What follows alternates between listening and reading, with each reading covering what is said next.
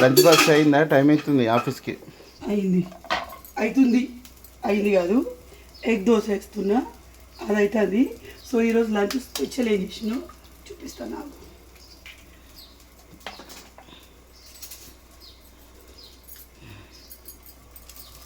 ఇది మా ఇంట్లో నడిచే ఎగ్ దోశ.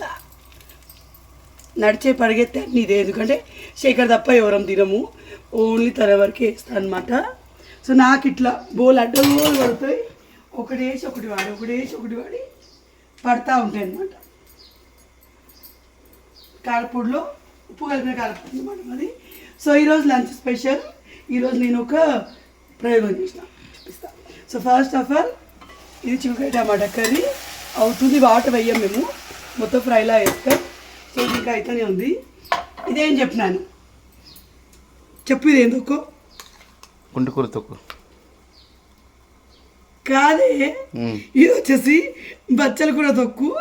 మనకు చెట్టుకు బచ్చల కూర బోల్డ్ అంత వస్తుంది, పప్పు వేస్తే జిగురు కొంచెం అయితే నాకు సెట్ అవ్వట్లేదు.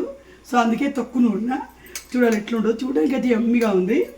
తర్వాత ఏంటంటే వేడి అన్నం. సో ఇది ఈరోజు మా లంచ్ స్పెషల్. ఇది శేఖర్ గారి breakfast. Egg dosa, normal dosa, అలాగే దీంతోపాటు అబ్బోయి ఎగ్ గడ్డ వేయాలి, దీంతోపాటు చట్నీ.